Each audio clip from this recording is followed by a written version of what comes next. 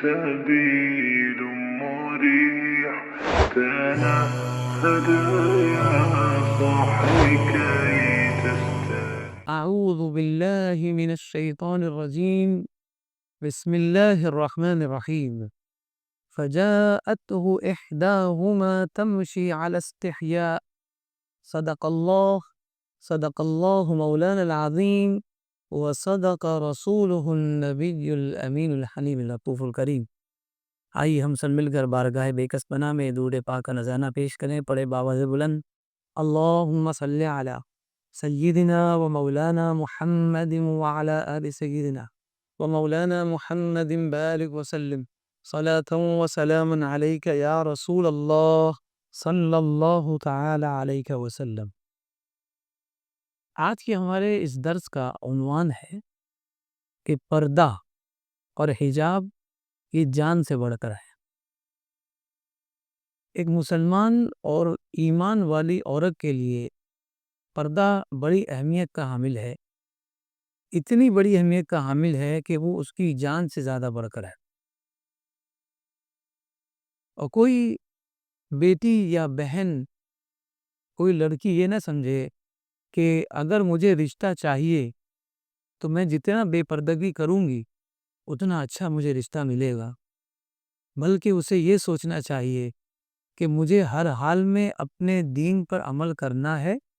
اس کے لیے اگرچہ مجھے اپنا منہ چھپانا پڑے، اپنا بدن چھپانا پڑے، کیونکہ میرے مذہب نے اگر یہ کہا ہے تو یہ میرے لیے ضرور بہتر ہوگا. اس کی سب سے بڑی مثال اللہ تبارک و تعالی نے قرآن مجید میں رکھ دی ہے. حضرت موسیٰ علیہ السلام مصر میں فرعون کے کسی آدمی کو مار دیتے ہیں، اور ارادہ نہیں تھا کہ اسے قتل کر دے، لیکن وہ مر جاتا ہے. نبی کی مار کون جھیل سکتا؟ اور وہاں پر فرعون نے اپنے سپاہیوں کو کہا کہ ان کو ڈھونڈ کر لاؤ.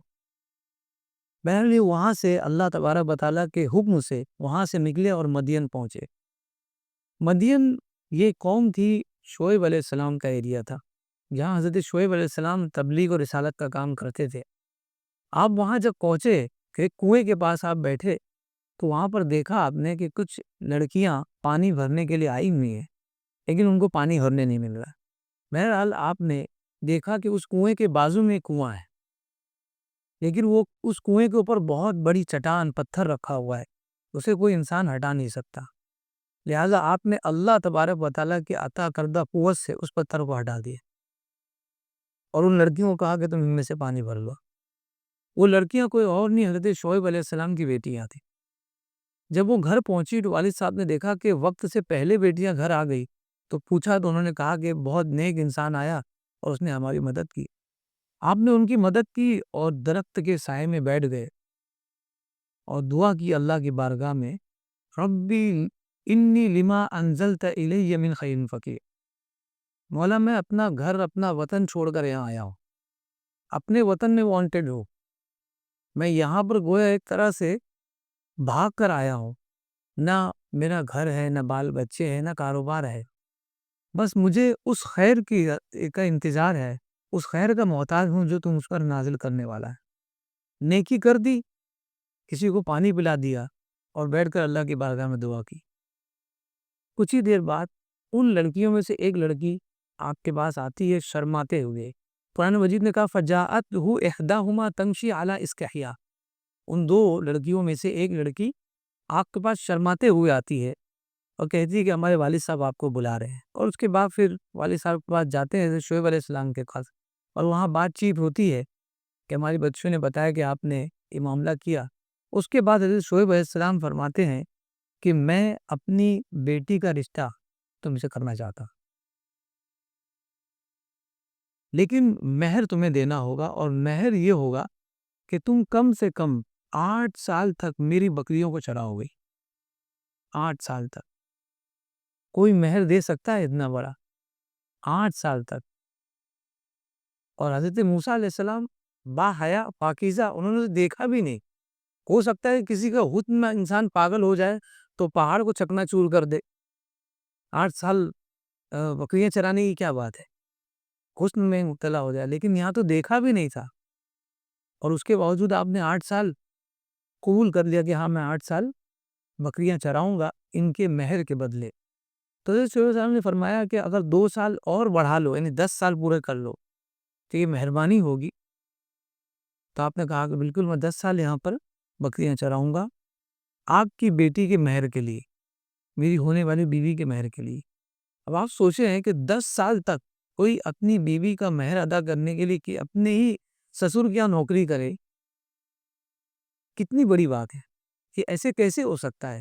قرآن مجید نے کہا کہ ان دونوں لڑکیوں میں سے ایک لڑکی آپ کے پاس شرماتی ہوئی آئی، پردے میں آئی. حضرت موسیٰ علیہ السلام کو یہ لگا کہ اس سے بہتر کوئی لڑکی نہیں ہو سکتی جو با پردہ ہو، با حیا ہو.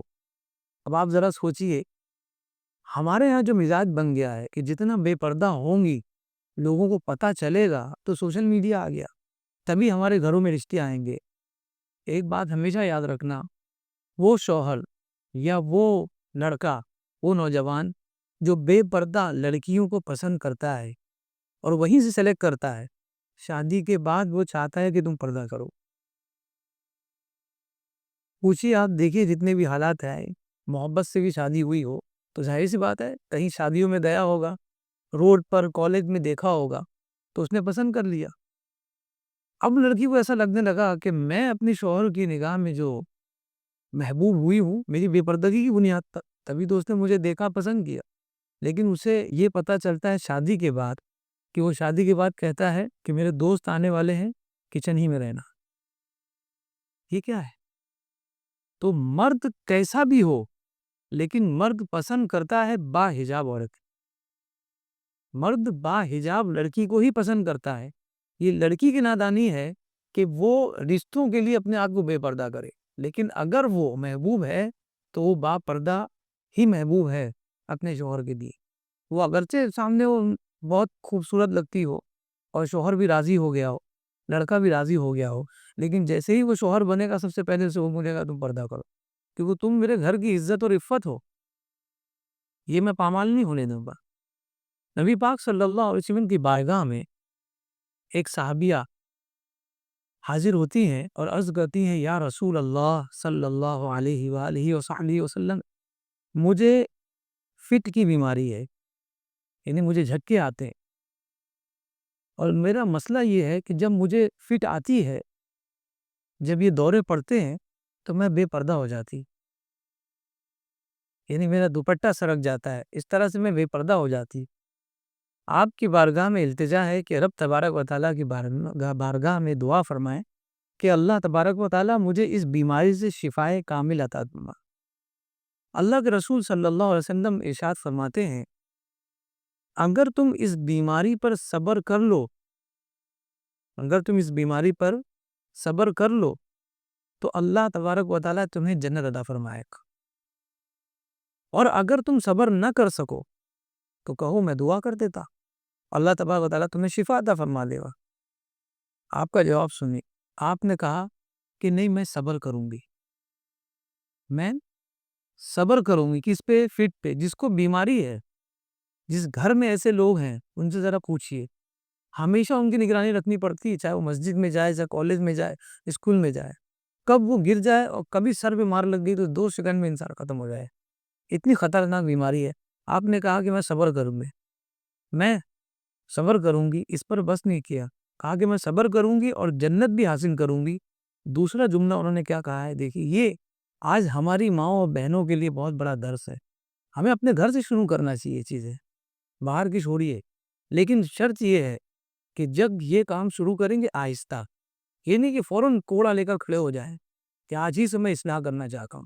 بہت سلو، کیونکہ یہ برائیاں اتنی زیادہ گڈ مڑ گئی ہیں ہمارے اندر، اتنی جاگزی ہو گئی ہے، اس کو اتنی آسانی سے اور اتنی جلدی نکالا نہیں جا سکتا، بہت آہستہ آہستہ نکالنا پڑے گا.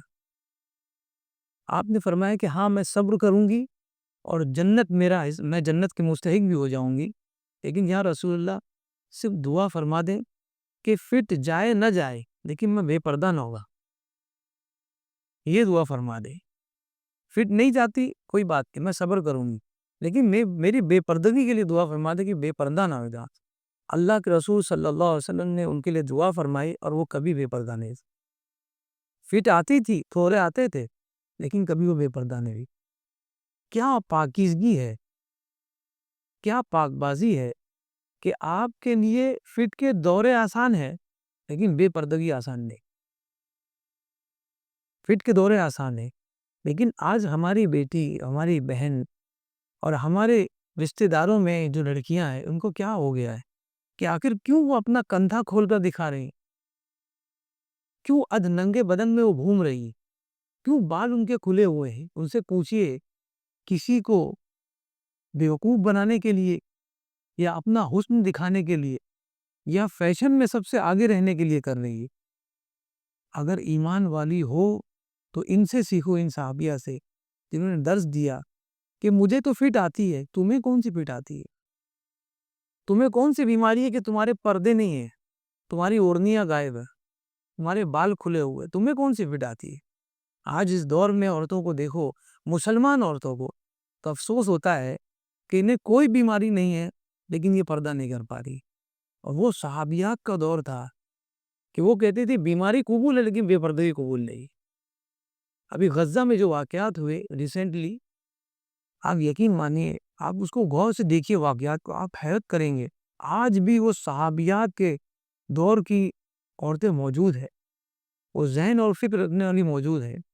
میں نے دیکھا کہ ایک عورت کا ویڈیو میں نے دیکھا کہ وہ برقع پہن رہی تھی، رات کا وقت تھا۔ رات میں کیا کرتا ہے انسان؟ سوتا ہے۔ سونے کے وقت برقع پہن رہی ہے، اپنے بچوں کو اپنے قریب رکھ لیا اور سب کے ہاتھوں پہ نام بھی لکھ لیا۔ پوچھا گیا، کیمرہ مین پوچھا کہ آپ برقع پہن کر سو رہی ہے، تو اس نے جواب دیا، میں چاہتی ہوں، مجھے پتا ہے کہ کل کبھی بمباری ہوئی تو میرا گھر تو گر جائے گا لیکن میرا پردہ نہ گرے گا۔ جب مجھے نکالا جائے تو میں با پردہ تھا، اور بچوں کے ہاتھوں پہ نام لکھ لیا کہ ہو سکتا ہے ان کا سر کچل جائے لیکن نام کے ذریعے تو پہچان جائیں گے میرا فلاں بیٹا ہے، فلاں بیٹا ہے۔ یار یہ کون سے لوگ ہیں جو مرنے کی نیت کر کے سو رہے ہیں؟ ہم تو دعا پڑھ کے سوتے ہیں، اموت و احیا، مر رہا ہوں اور دوبارہ زندہ بھی تیرے ہی حکم سے ہوں گا، لیکن کبھی اس کو فیل نہیں کر پائے اور یہ یقین کے ساتھ سو رہے کہ مر جاؤں گا، لیکن اس کے باوجود پردہ کر کے۔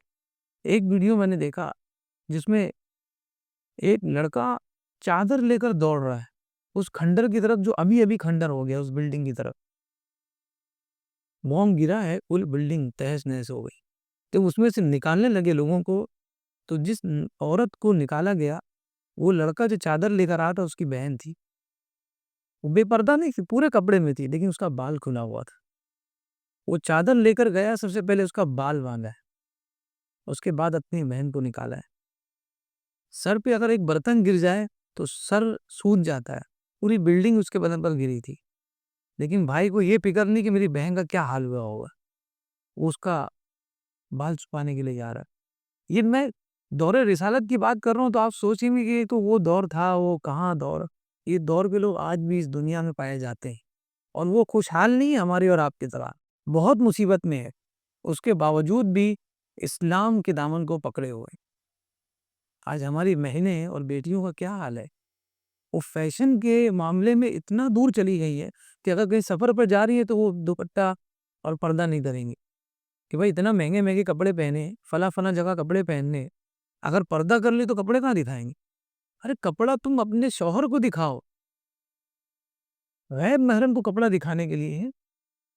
یہ بے پردگی ہمیں یہاں تک لے آئی کہ آج زنا عام ہو گیا ہے، گھروں کے اندر زنا آ چکا ہے۔ پہلے ایک اڈا تھا جہاں لوگ زنا کرتے تھے، آج گھروں میں عام ہو گئے۔ کہیں ایسا نہ ہو کہ یہ بیماری اتنی عام ہو جائے، اتنی عام ہو جائے کہ جب کوئی کہے کہ فلاں جگہ زنا ہوا تو کہے گا کہ ایسے ہی جیسے بخار آیا ہے، یہ کوئی بیماری ہی نہیں ہے۔ جیسے کہ آج کینسر کا معاملہ ہو گیا، ڈائبٹیز کا معاملہ ہو گیا۔ تو ان بیماریوں کا اگر ہم علاج نہیں کریں گے، یقین مانیے پوری کی پوری نسل ختم ہو جائے گی، پوری کی پوری نسل ختم ہو جائے گی۔ اللہ کے رسول صلی اللہ علیہ وسلم اس حوالے سے کئی حدیث میں جمع کی، فرماتے ہیں صنفان من اہل النار، جہنمیوں کی دو قسمیں ہیں۔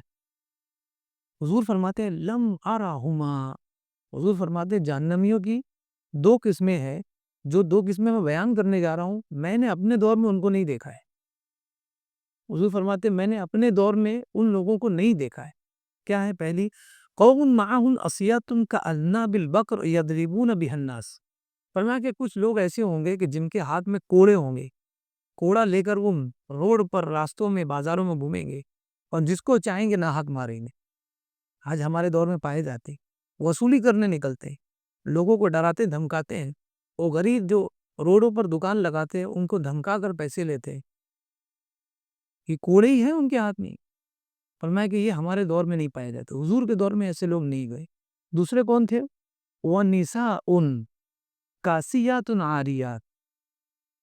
تعبیر کا انداز دیکھیے کیا. حضور فرما رہے ہیں اور ایسی عورتیں جو کپڑا پہنی ہوں گی اور بہنا ہوں گی. کپڑا بھی پہنی ہوں گی اور بنا ہوں گی. آج ہے نہیں ہے. اتنے ٹائٹ جینز اور اتنا ٹائٹ فراک، اللہ کی پناہ. اللہ تبارک و تعالیٰ نے بنایا ہی ان لوگوں کو ایسا ہے کہ اچھے سے اچھا انسان اس طرح اس کی نظر اٹھ جائے، لیکن یہ مجبور کرتی ہے اچھے سے اچھے انسان کو کہ اس کی طرف نگاہ اٹھا کر دی. فرمایا کہ پہنی ہوئی کپڑا ہوں گی لیکن بے پردہ ہوں گی. مومیدات مائلات، اور لوگوں کو اپنی طرف مائل کرے گی ایسے کپڑوں کے ذریعے. ومائلات، اور اللہ تبارک و تعالیٰ کی اطاعت سے دور ہونے والی ہوں گی. رؤوسہن کاسنمۃ البخت المائلہ، اور ان کے سر اونٹ کی کوہان کی طرح ہوں گے، ٹیڑے کوہان کی طرح. اونٹ کی کوہان یعنی اونٹ کی جو پیٹھ ہوتی دیکھیں ایک دم اٹھی ہوئی رہتی ہے. گائے بیل کی جو پیٹھ کے اوپر سلامی ہوتی ہے، ایسی اونٹ کی بھی پیٹھ اوپر اٹھی ہوئی ہوتی ہے. کہا کہ ان کے سر اونٹ کی کوہان کی طرح ہوں گے.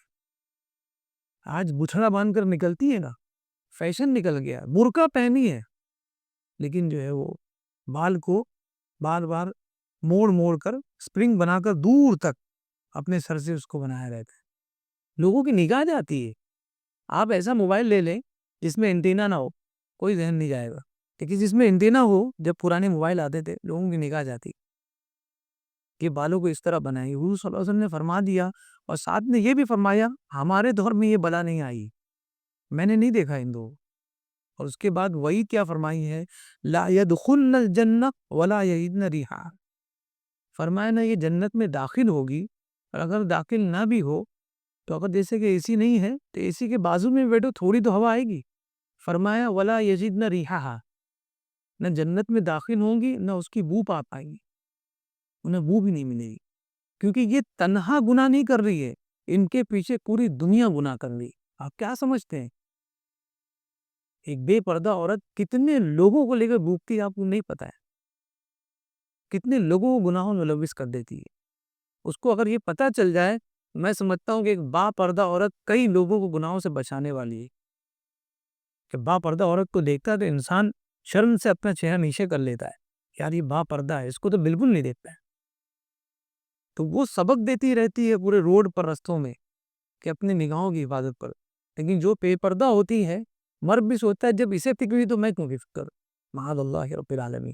حضور نے فرمایا اذا خرجت المرأة استشرفها الشیطان، جب عورت نکلتی ہے تو شیطان اس کو اتنا مزین کر دیتا ہے لوگوں کی نگاہوں میں کہ لوگ اسے دیکھنے پر مجبور ہو جاتے ہیں. حضور نے فرمایا آپ نہ بھی چاہو تو آپ کی نگاہ اس کا ہٹ جائے گی. اور یقین مانیے پورا بدن گناہ بعد میں کرتا ہے لیکن ذریعہ آنکھ ہی بنتی ہے، اور پھر سزا بدن کو بھی ملتی ہے، لیکن آنکھ ہے جو ذریعہ بنتی ہے. دوسری حدیث میں فرمایا لعن اللہ المتشبہین من الرجال بالنساء والمتشبہات من النساء بالرجال. یہ حدیث کریمہ آج یہ بہت زیادہ ہمارے دور میں دیکھا جا رہا ہے کہ اللہ تبارک و تعالیٰ نے ان مردوں پر لعنت فرمائی جو عورتوں کی شکل اختیار کرتے ہیں. عورتوں کی شکل، بڑے بڑے بال رکھے ہو، اور اب تو وہ بالوں میں پتہ نہیں وہ کیا لگاتے ہیں، ہیئر بینڈ لگاتے، ہیئر بینڈ لگاتی. کچھ دیر تک تو آدمی غور کرنے میں لگا دیتا ہے کہ یہ کون ہے، صاحب ہے کہ صاحبہ ہے، سمجھ ہی میں نہیں آتا. اور اگر پیچھے سے دیکھو تو آدمی سمجھ ہی نہ پائے، کیونکہ اب ٹی شرٹ تو عورتیں بھی پہننے لگی. دونوں طرف ہے، مرد عورتوں کے کپڑے پہننے لگے اور عورت مردوں کے کپڑے پہن. ارے کچھ نیا لانا ہے تو پرانی چیزیں لے آؤ. نیا لانے کے چکر میں یہ کہا کہ مرد عورت کے پہننے لگے کپڑے اور عورت مردوں کے پہننے لگے. مرد کے بڑے بڑے بال ہیں اور عورتیں ٹی شرٹ جینس میں ہیں. وہ ایسی جینس کے مرد بھی نہیں پہن پائی وہ عورتیں پہن رہی. وہ ایسی ٹی شرٹ جو مرد نہیں پہن پائے وہ عورتیں پہن رہی. یعنی جتنے مرد کے کپڑے آپ دیکھیں گے دم پہ چوڑے ہوں گے جس میں پورا ڈھکا ہوا ہوگا, اور جتنی عورتوں کے کپڑے دیکھیں گے وہ شارٹس ہوں جتنا ان کا بدن دکھ سکے. یہ پورے یورپ کا کلچر ہے جو ہمارے ہاں آ گیا ہے. حضور نے فرمایا کہ جو مرد عورتوں سے مشابہت رکھتے ہیں اور جو عورتیں مردوں سے مشابہت رکھتی ہے اللہ تبارک و تعالیٰ ان پر لعنت فرماتا ہے. دوسری حدیث میں فرمایا ثلاثة لا ينظر اللہ عز وجل الیہم یوم القیامہ. 3 لوگ ایسے ہیں کہ قیامت کے دن اللہ تبارک و تعالیٰ ان کی طرف نظر کرم نہیں فرمائے گا. قیامت کا دن ایسا دن ہے یوم لا ینفع مال ولا بنون, جس دن نہ مال کام آئے گا نہ اولاد کی بھرمار کام آئے گا. کوئی کام نہیں آنے والا. اس دن ایک ہی نگاہ ہوگی جو رب تبارک و تعالیٰ کی ہوگی, جس نگاہ کا محتاج ہر انسان ہوگا. ہر ولی نبی انسان اس نگاہ کا محتاج ہوگا, اور وہ نگاہ اگر آپ پر نہ پڑے تو پھر ہم کہاں ہیں. فرمایا 3 لوگ ہیں. سب سے پہلے العاق لوالدیہ, اپنے والدین کا نافرمان. کتنے بھی گئے گزرے ہو والدین ان کے پیروں میں پڑے رہو, پیروں میں پڑے رہو ان کے, وہی ہے جنت. اور یاد رکھیں کتنے بھی گئے گزرے والدین ہو, کتنے بھی گئے گزرے, دل سے کبھی بھی تمہیں ناپسند نہیں کرتے ہو. ان کے کچھ فیصلے آپ کے حق میں لگتا ہے کہ برے ہیں, لیکن وہ کبھی سوچے نہیں تھے کہ تمہارے حق میں جو فیصلہ کروں وہ غلط ہوگا. وہ تو بہتر سوچ کر کرتا ہے لیکن ہو جاتا ہے. والدین کا نافرمان اللہ کی نگاہ ہی نہیں ہو. ہر حال میں اگر وہ گھر سے لات مار کر بھی نکال دے تب بھی ان کی فرمانبرداری کا کوئی صورت ہی نہیں ہے آخرت میں سرخرو ہونے ان کے بغیر. دوسرا والمرأة المترجلہ, اور وہ عورت جو مردوں کی صورت اختیار کر لی, مردوں کی طرح بن کر چھوٹے چھوٹے بال رکھ لیے, ٹی شرٹ پہن لے, جینس پہن لے. وہ دیوس, اور وہ شخص جو اپنے گھر والوں کے ساتھ فحاشی ہو رہی ہے اس پر پھر بھی راضی ہو. اپنے گھر میں فحاشی ہو رہی ہے پھر بھی اس پر وہ راضی ہو. ایسے لوگوں پر اللہ تبارک و تعالیٰ نظر کرم بروز قیامت نہیں فرمائے گا. اور یہ سب ساری چیزیں کہاں سے آ رہی ہیں؟ بے پردگی سے. اللہ تبارک و تعالیٰ کی بارگاہ میں دعا ہے کہ ہماری بہنیں اور بیٹیوں کو با پردہ رہنے کی توفیق عطا فرمائے. مولا کریم ہماری قوم کی عورتوں کے دلوں میں حجاب کی عزت اور اس کی اہمیت کو ڈال دے. مولا کریم جو کچھ یہاں بیان ہوا اپنی بارگاہ میں قبول و منظور فرما. مولا کریم جو کچھ بیان ہوا کہنے سننے سے زیادہ اس پر عمل کی توفیق عطا فرما.